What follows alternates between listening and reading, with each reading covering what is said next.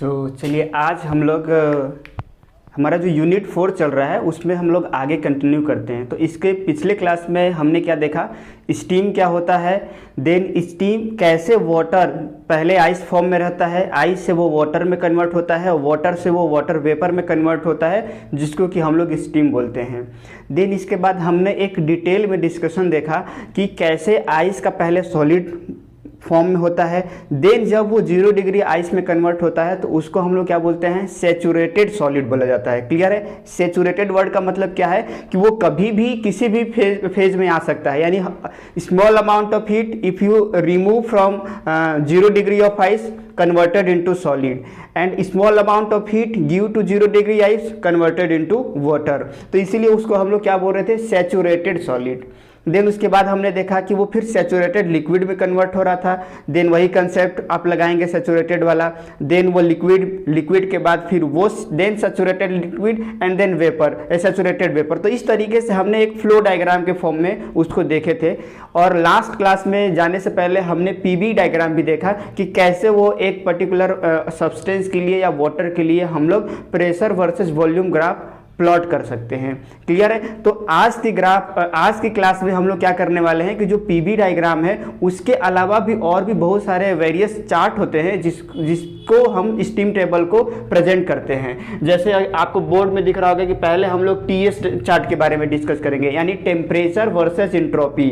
Then again enthalpy versus आप entropy के बारे में डिस्कस करेंगे। देन हम लोग पीएस डायग्राम के बारे में डिस्कस करेंगे, टीएच डायग्राम के बारे में डिस्कस करेंगे। तो मतलब आगे हमारा आने वाला जो प्रोसेस है वो वेरियस चार्ट को हम लोग डिस्कस करेंगे कि वो स्टीम टेबल के लिए क्या चार्ट होने वाला है। तो चलिए हम लोग आज अपनी क्लास का पहला जो है टेम्परेचर वर्सेस, अगर हम इंट्रोपी प्लॉट करें तो हमारा टेम्परेचर ये चार्ट कैसा होने वाला है स्टीम के लिए। क्लियर है। तो जैसे देखिए रियल में आपको ये 3 जो चार्ट दिख रहा है उसमें रियल में आपको ये वाला चार्ट ही आपको याद रखना है, लेकिन इस केस में भी ये वाला चार्ट को हमें याद रखना है, या याद रखना है इन सेंस की मतलब बनाना है हमें एग्जाम में, या फिर एग्जाम में इसी टाइप के चार्ट हमें पूछेगा और इसके ऊपर हमें सॉल्यूशन करना रहेगा।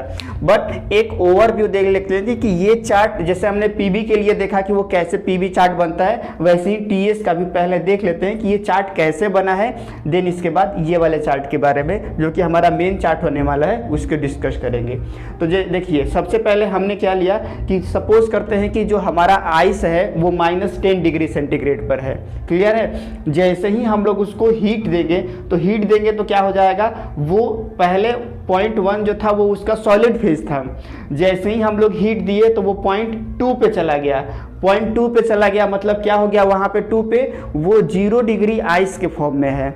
अब अगर उसको फर्दर अगर आप हीट देंगे तो अब वो क्या हो जाएगा, 0 डिग्री वाटर में कन्वर्ट हो जा रहा है 8.3।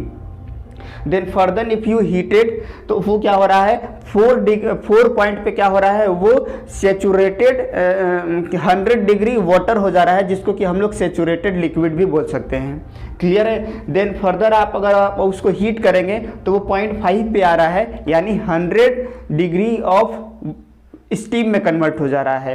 देन अगर आप फर्दर आप उसको हीट करेंगे तो वो सुपर हीटेड स्टीम में कन्वर्ट हो जा रहा है। तो अब देखिए ऐसा हमने पहले क्या किया, 1 एटमॉस्फेरिक पर इस पर्टिकुलर अलग अलग पॉइंट को हमने नोट डाउन किया। देन 2 एटमॉस्फेरिक प्रेशर पे हमने प्लॉट करने की कोशिश किया कि हमारा ये पर्टिकुलर ग्राफ कैसा होने वाला है। तो उसके सारे पॉइंट को हम लोग क्या करते गए, लोकेट करते गए या फिर आइडेंटिफाई करते गए। अब इसी पर्टिकुलर जो हमारा ग्राफ है अगर हम यहाँ पे देखें तो अगर हम 0.1 को मिलाते जाएंगे तो मतलब 0.1 वाले फेज में हमारा क्या रहेगा, केवल और केवल सॉलिड होने वाला है। लेकिन यहाँ पे चेंज कहाँ पे आ रहा है, 0.2 पे। और 0.2 पे क्या हो रहा है, हमारा 0 डिग्री ऑफ वाटर हो रहा है, 0 डिग्री ऑफ आइस हो रहा है। मतलब हम उसको बोल सकते हैं, या पिछले क्लास में हमने उस पर्टिकुलर लाइन को क्या बोला था, सैचुरेटेड सॉलिड बोला था। तो यानी कि अगर हम अभी 1 एटमॉस्फेरिक प्रेशर पे, 2 एटमॉस्फेरिक प्रेशर पे, एक और पॉइंट आएगा 3 एटमॉस्फेरिक प्रेशर पे, तो इस तरीके से जहां जहां जो 0.2 हमें ग्राफ में मिला, अगर हम उन सारे लाइन को अगर हम मिला दें या फिर उनको एक लाइन से ऐड करें तो ये पर्टिकुलर लाइन हमें क्या बताएगा कि ये हमारा सैचुरेटेड सॉलिड लाइन है। क्लियर है। उसी तरीके से अगर आप पॉइंट 3 को देखेंगे तो पॉइंट 3 क्या बता रहा है, सेचुरेटेड लिक्विड लाइन बता रहा है, जहां पे 0 डिग्री वो वाटर में, मतलब 0 डिग्री आइस जो है वो 0 डिग्री वाटर में कन्वर्ट हो रहा है। तो ऐसे ही सारे पॉइंट 3 को अगर हम ट्रेस करते जाएं तो ये पर्टिकुलर लाइन हमें क्या मिलेगा, सेचुरेटेड लिक्विड का लाइन मिलने वाला है। क्लियर है। देन फर्दर आप यहाँ पे देखेंगे कि अगर आप फर्दर हीट करेंगे तो 0.4 मिलेगा, और 0.4 क्या होता है, 100 डिग्री ऑफ वाटर होता है। क्लियर है, 100 डिग्री ऑफ वाटर, यानी वो भी क्या है, हमारा एक तरीके से सेचुरेटेड लाइन, क्या बोलना चाहिए, सेचुरेटेड लिक्विड फॉर वेपोराइजेशन है। मतलब 0.4 को अगर हम ट्रेस करते जाएंगे तो हमें क्या मिलेगा, एक डोम के फॉर्म में इस तरीके से मिलेगा। ये वाला पॉइंट जो है वो थोड़ा सा और इधर आके यहाँ पे ऐसे मिलेगा, तो इसलिए ये जो 0.4 जो हो जाएगा हमारा वो यहाँ पे हो जाएगा। तो इस तरीके से ये एक डोम के फॉर्म में आपको देखेगा कि ये डोम के फॉर्म में मिला है। और 0.4 जो है अब उसको अगर आप ट्रेस करेंगे इस तरीके से तो ये सेचुरेटेड वेपर लाइन मिलेगा, और 0.6 जो है वो सुपर हीटेड जोन में है। तो यानी 2 से पहले टोटली सॉलिड, 2 और 3 के बीच में सॉलिड प्लस लिक्विड, क्योंकि फेज ट्रांसफॉर्मेशन हो रहा है। देन पूरी तरीके से लिक्विड में कन्वर्ट हो गया 3 से लेके 4 तक। अब 4 क्या है, कौन सा पॉइंट है, 100 डिग्री ऑफ वाटर है। तो 100 डिग्री वाटर अब धीरे धीरे किस में कन्वर्ट होने जा रहा है, वेपर में कन्वर्ट होने रहा है। मतलब यहाँ पे हमें क्या मिलेगा, लिक्विड प्लस वेपर दोनों मिलेगा। और जैसे ही 0.5 जो कि 100 डिग्री ऑफ वेपर हो जाएगा तो वो पूरी तरीके से वेपर में कन्वर्ट हो जाएगा, जिसको कि हम लोग सेचुरेटेड वेपर लाइन बोलते हैं। और 0.5 के बाद का जो फेज रहेगा वो टोटली वेपर फेज रहेगा। क्लियर है। और हम लोग ये भी देखे थे कि ट्रिपल पॉइंट लाइन के नीचे जो भी होता है केवल सॉलिड या वेपर रहता है, लिक्विड एग्जिस्ट नहीं करता है। तो यहाँ पे देखिए केवल सॉलिड और वेपर है, लिक्विड यहाँ पे एग्जिस्ट नहीं करता है।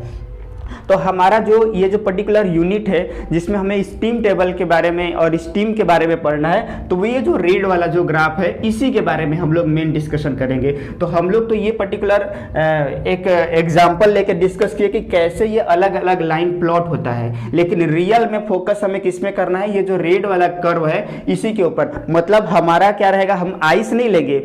ऑब्वियसली हम लोग इंडस्ट्री में क्या करेंगे, अगर हम स्टीम बनाना है तो हम वाटर लेंगे, वाटर को हीट देके उसको स्टीम में कन्वर्ट करेंगे। तो वाटर कहाँ पे एग्जिस्ट कर रहा है, यहाँ से लेके यहाँ तक का। तो इसीलिए ये वाला जो जोन है उसके ऊपर हमारा मेन कंसर्न रहने वाला है। ऐसा नहीं होगा कि हम लोग किसी आइस प्लांट से आइस लेके आएंगे, पहले उसको फिर वाटर में कन्वर्ट करेंगे और फिर उसको वेपर में कन्वर्ट करेंगे। नो, हम लोग डायरेक्टली किसी भी रिजर्वायर से वाटर लेंगे, तो इसलिए वाटर यहाँ पे एग्जिस्ट कर रहा है, तो यहाँ से इस फेज में लाना है। इसलिए हम लोग का मेन जो फोकस रहेगा वो ये वाला डायग्राम रहेगा या ये वाला पर्टिकुलर प्लॉट रहेगा।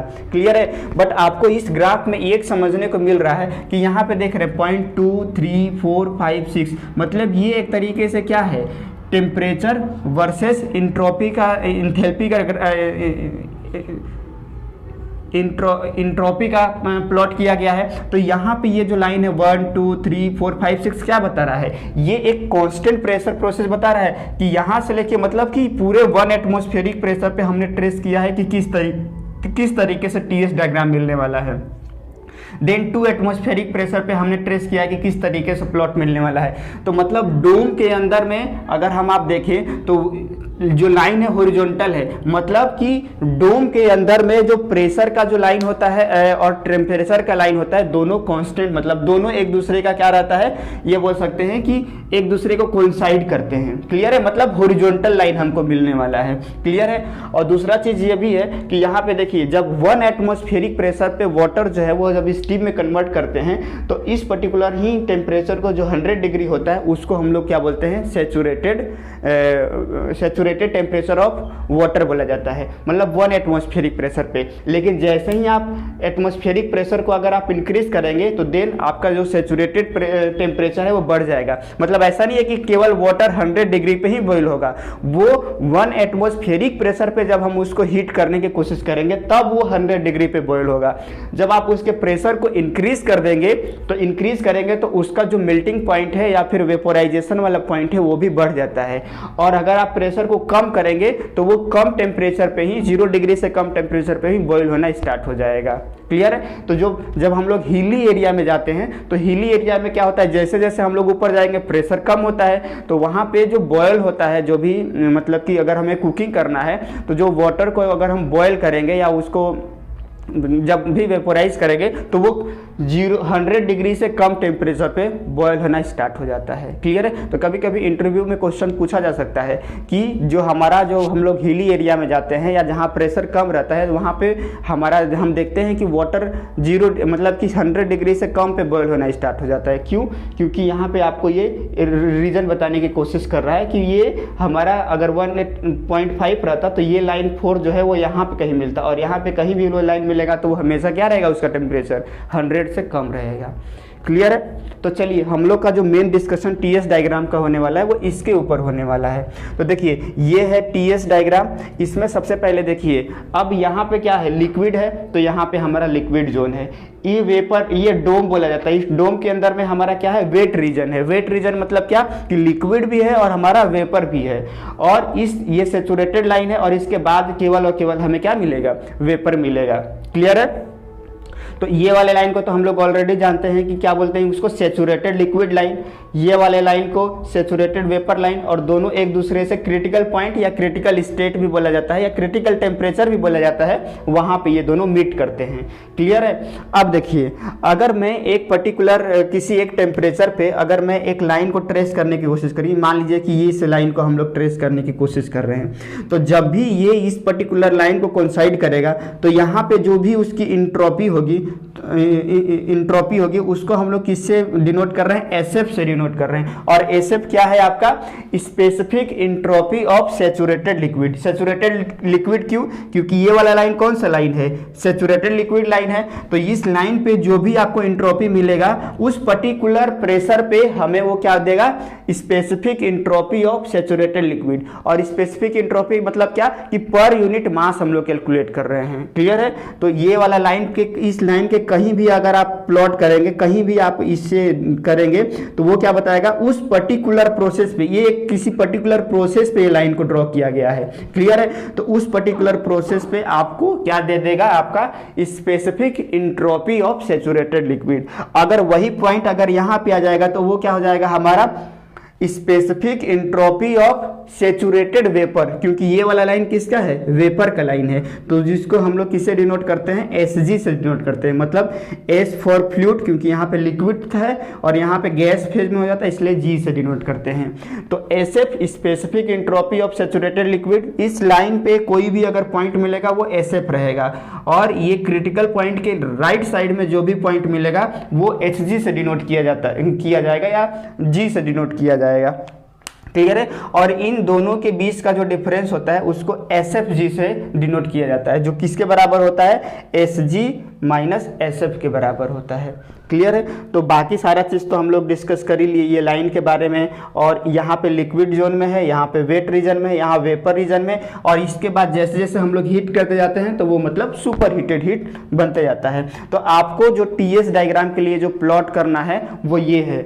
अगर बोलेगा कि कांस्टेंट टेम्परेचर के लिए तो कांस्टेंट टेम्परेचर की लाइन ये हो जाएगा इस तरीके से। मान लीजिए ये 1 एटमॉस्फेरिक प्रेशर 0.5 में, तो कुछ इस तरीके से जाएगा, ऐसे आएगा, फिर ऐसे चला जाएगा। ठीक है। तो इस तरीके से पहला जो हमारा है आज की क्लास का जो टीएस चार्ट है फॉर स्टीम, ये कंप्लीट होता है। इसको आपको याद रखना है। ये liquid zone, wet zone, vapour zone, कौन कौन सा लाइन होता है। क्लियर। इसको एसएफ को क्या बोलते हैं, एसजी क्या बोलते हैं, इस तरीके से हमारा ये कंप्लीट होता है।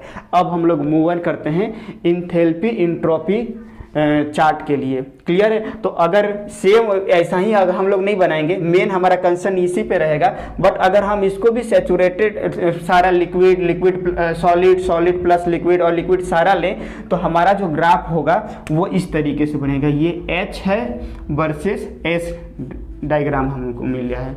क्लियर है। चल नहीं रहा ये एच वर्सेस इंट्रोपी का हमने किया है, और यहाँ पे ये जो इसका यूनिट है किलो जूल पर केजी, और इसका यूनिट है हमारा किलो जूल पर केजी केल्विन। मतलब हमारा क्या है, specific enthalpy versus specific entropy के वर्सेस ये ग्राफ है। क्लियर है। तो यहाँ पे ये हमारा क्या हो जाएगा, कौन सा लाइन हो जाएगा, सैचुरेटेड सॉलिड लाइन हो जाएगा। उसके पहले कौन सा स्टेट रहता है, सॉलिड रहता है। ये हमारा ये वाला लाइन और ये वाला लाइन क्या हो जाएगा, हमारा सैचुरेटेड लिक्विड लाइन, और दोनों के बीच में हमारा क्या रहेगा, लिक्विड वाला पोर्शन रहता है। क्लियर है। और सैचुरेटेड सॉलिड और सैचुरेटेड लिक्विड के बीच में सॉलिड प्लस लिक्विड दोनों रहता है। ये हमारा हो गया क्या, वेट जोन हो गया, और इसके बाद जो रहेगा केवल और केवल वेपर जोन रहेगा। तो अब रियल में जो एचएस डायग्राम जो है वो हमें ये याद रखना है। मतलब हमारा स्टार्ट कहाँ से होगा, लिक्विड हम लेंगे और उसको आगे फर्दर वेपर में कन्वर्ट करेंगे। तो हमारा जो ग्राफ मिलने वाला है वो देखिए, इसके लिए ये एक तरीके से देखा जाए तो जो हमारा डोम था वो एक तरीके से पूरी तरीके से स्टेबल है। स्टेबल इन सेंस कि जितना इसका पोर्शन इधर है उतना ही इधर है।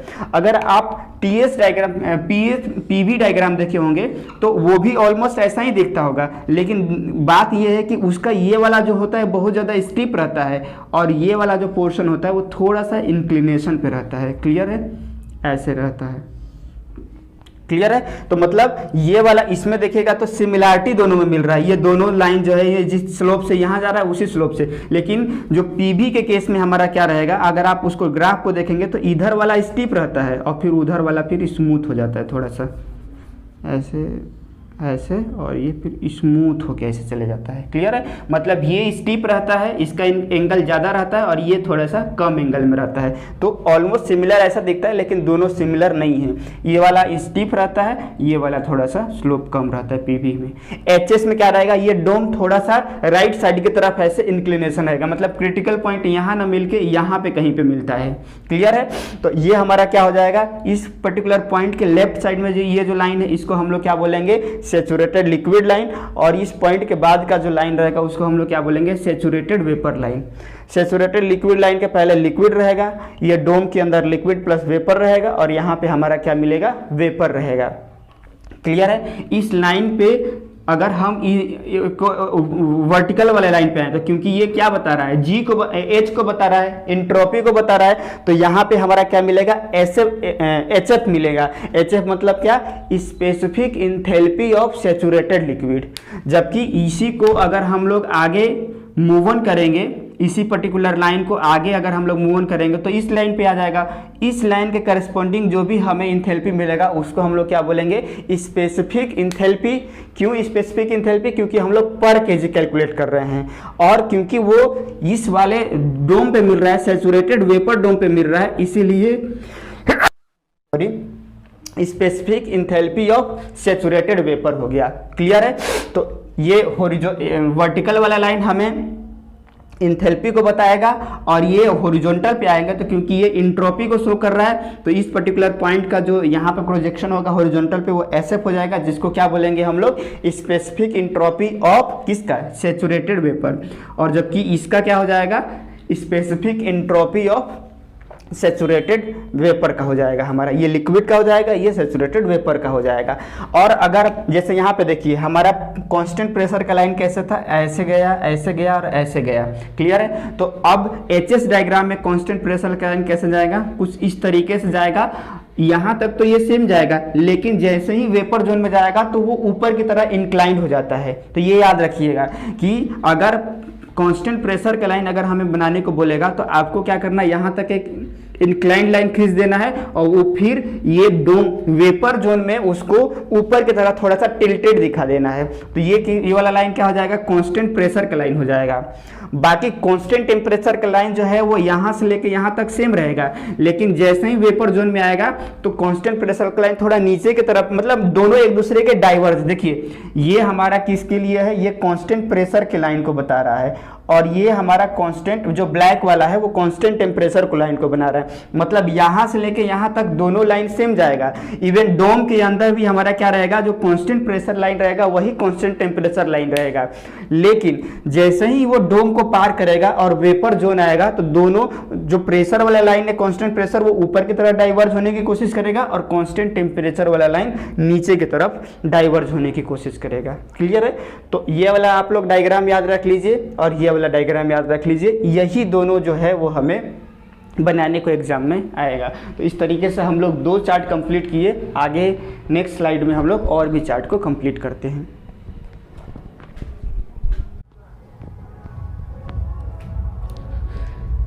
चलिए, सो पिछले स्लाइड में हमने क्या देखा, टीएस का और एचएस का देखा ग्राम। अब हम लोग देखते हैं कि अगर हमारा पीएच डायग्राम अगर हमें बनाना होगा और टीएस डायग्राम बनाना होगा, मतलब pressure versus enthalpy and temperature versus enthalpy, तो वो ग्राफ कैसा होने वाला है। तो अगर हम प्रेशर वर्सेस एंथैल्पी का अगर हम बात करें तो हमारा ग्राफ जो है ये वाला कुछ इस तरीके से हमें मिलेगा। Saturated liquid line, critical point, saturated vapour point. और ये तो पता ही है, सेचुरेटेड लिक्विड लाइन के लेफ्ट साइड में आपका केवल और केवल लिक्विड रहेगा, डोम के अंदर में लिक्विड प्लस वेपर रहेगा, and right side of saturated vapour line केवल और केवल वेपर रहेगा। तो ये हमारा क्या हो गया, पीएच डायग्राम हो गया। अब अगर हम टीएस डायग्राम देखें तो टीएस डायग्राम क्या हो जाएगा कि ये वाला लाइन जो है वो स्मूथली इंक्लाइन होगा और यहाँ के बाद वो सडनली डिक्लाइन हो जाएगा। क्लियर है। तो इस तरीके से हमें टेम्परेचर एंथैल्पी ग्राफ मिलेगा। तो अब ये तो पता है, saturated liquid line, saturated vapour line, liquid plus vapour और वेपर। अब हम लोग क्या करते हैं, देखिए आपको करना क्या है, आप लोग अपने घर में बैठिए और इस पर्टिकुलर वीडियोज़ में जो भी हमने 4-5 टाइप का अलग अलग डायग्राम बनाए हैं, पीबी, टीएस, एचएस, पीएच और टीएच, ये पांचों को आप लोग बार बार बनाइए जब तक कि आपको क्लैरिटी नहीं हो जाए। देखिए ये वाला कुछ इस तरीके का डोम बना है, ये वाला कुछ इस तरीके का डोम बना है। प्रेशर वाले में आप देखेंगे कि यहाँ पे ये इंक्लाइंड जा रहा है और इस वाले में स्मूथली वो धीरे धीरे नीचे की तरफ आ रहा है पीबी डायग्राम में। टीएच में ये दोनों जो है वो स्मूथली है, मतलब दोनों साइड का जो स्लोप है वो सेम है और बीच में यहाँ पे क्रिटिकल पॉइंट मिल रहा है। एचएस में देखिएगा कि यहाँ पे ये इंक्लाइन जा रहा है, फिर उसके बाद वो धीरे धीरे स्मूथली आ रहा है, but critical point left side में हमें मिलता है।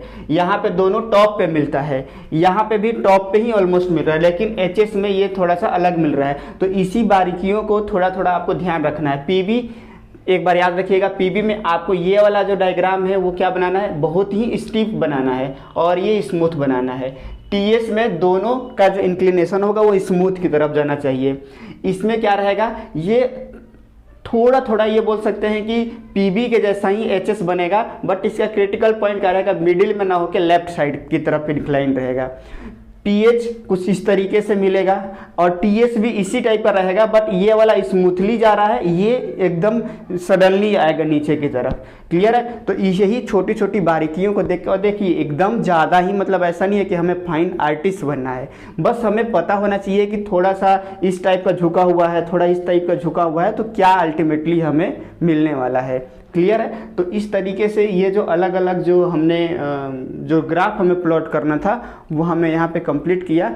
अब नेक्स्ट क्लास में हम लोग डिस्कस करेंगे आगे जो भी हमारे स्टीम टेबल और जो भी उसके यूजेज हैं, स्टीम की प्रॉपर्टी, उसको कवर करते हैं। ठीक है, चलिए।